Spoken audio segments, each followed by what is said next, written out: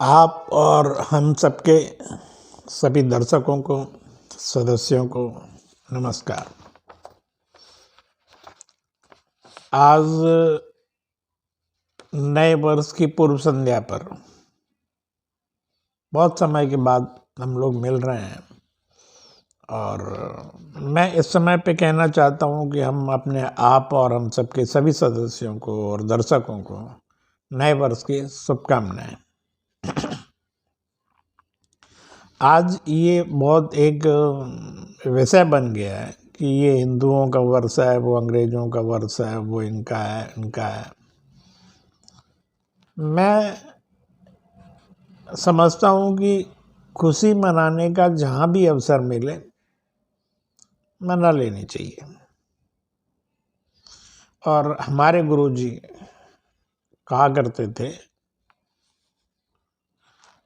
यद्यपि शुद्धम लोक विरुद्धम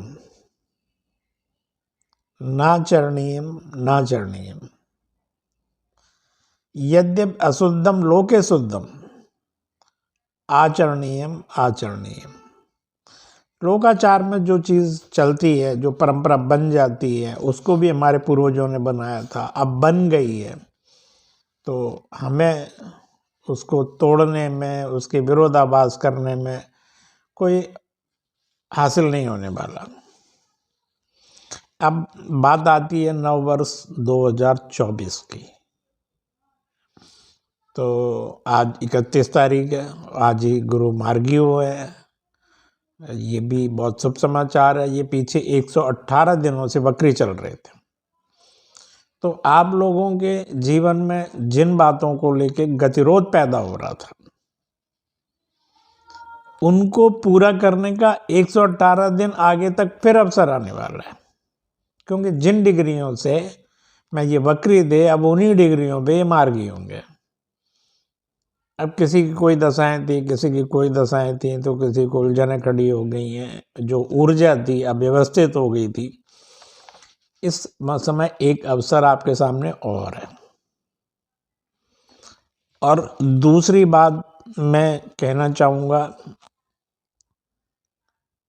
वेदों की।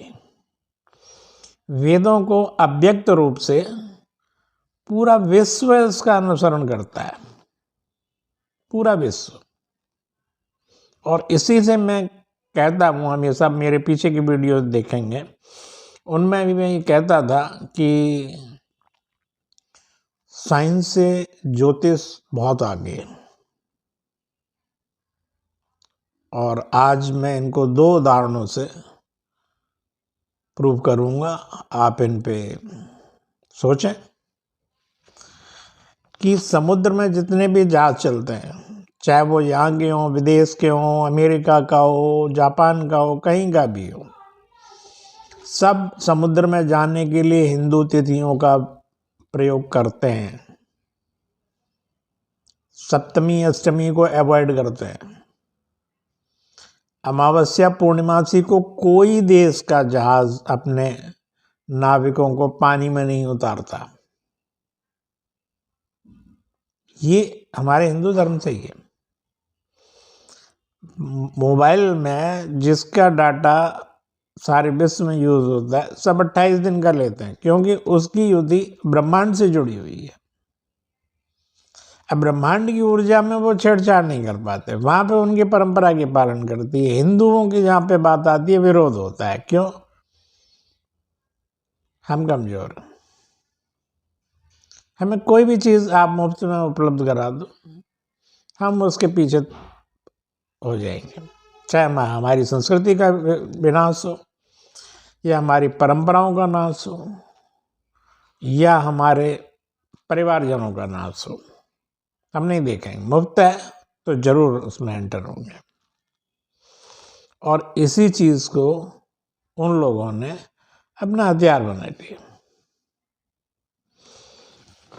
अब विश्व भर में देखो आप कि फाइनेंशियल ईयर अप्रैल से ही चलते हैं। ये तो हिंदू वर्ष है। और समुद्र में नाविक भी सप्तमी अष्टमी अमावस्या पूर्णिमासी और तिथियों को देख के हिंदू पंचांग का प्रयोग करते हैं और उनको देख के जहाज पानी में उतारते हैं। अब बात आई भारत की कि मकर में जब प्रवेश करता है सूर्य तो ऐसा क्या हो जाता है। सूर्य मकर में जब प्रवेश करता है तो धनु राशि जो को गुरु की राशि होती है उसमें से निकल के वो शनि की राशि मकर में अपने पुत्र की राशि में जाता है। बात सिर्फ पुत्र की नहीं है कि पुत्र के घर में पिता जा रहे हैं। बात ये है कि इसको दूसरे सिद्धांतों में हम देखें तो पुत्र का, पिता की सारी जायदाद घर सब पुत्र का होता है, लेकिन पुत्र का जो होता है उस पे पिता का अधिकार नहीं होता है। जड़ें कमजोर हुई तो फिर विकृति आती है, और इसीलिए हम लोगों की परंपराओं में आप 80 से पहले के दशक में देखे जाएं तो बुजुर्ग कभी कमजोर नहीं हुआ करते, तो सारी सत्ता उन्हीं के हाथ में होती थी, बाबा के हाथ में या दादी के हाथ में, और उन्हीं के नाम से परंपराएं चलती थी, उन्हीं से पहचान थी, और उनके आदेश की अवहेलना करने की कोई कल्पना भी नहीं करता था। अब जब यहाँ पे सूर्य मकर में प्रवेश कर जाता है तो पहले जब चलता है 14 जनवरी को ये उत्तराषाढ़ा नक्षत्र में प्रवेश करेगा, और 28 जनवरी को ये श्रवण नक्षत्र में प्रवेश करेगा। तो उत्तराषाढ़ा सूर्य का नक्षत्र है और श्रवण चंद्रमा का नक्षत्र है, तो इनका जो संधि काल है वो सूर्य का और चंद्रमा का दोनों ही प्रकाश देते हैं। हमारे शरीर में भी सूर्य चंद्रमा है। सूर्य नाड़ी जो दाहिनी सांस चलती है ये सूर्य नाड़ी की होती है, ये हमारे शरीर में ऊर्जा देती है। बाईं सांस जो चलती है ये हमारी चंद्र नाड़ी होती है, ये हमारे शरीर को जो ऊर्जा सूर्य से बनती है उसको कूल करती है। इन्हीं दोनों ऊर्जा, दोनों एनर्जी का संधि काल में ऊर्जा सबसे प्रखर होती है जब उत्तराषाढ़ा से निकल के और श्रवण में प्रवेश कर रहा है। 22 तारीख को हो रहा है, इसीलिए राम मंदिर का मुहूर्त 22 जनवरी को रखा गया, और उसमें भी तो ये अभिजित मुहूर्त हो गया। उसका भी पीक अभिजित कब हुआ?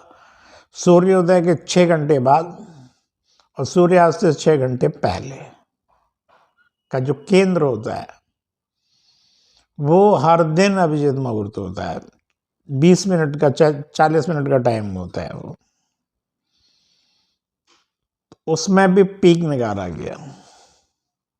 ये राम मंदिर का मुहूर्त है, क्योंकि उस समय ब्रह्मांड की ऊर्जा सबसे चरम पे होगी।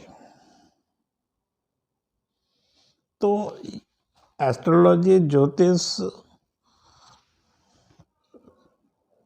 विज्ञान से बहुत ऊपर है। इसकी एनर्जी को, ब्रह्मांड की एनर्जी का अध्ययन भारत के ऋषि मुनियों ने किया था, और आजकल विदेशों में इन पे बहुत रिसर्च हो रही है।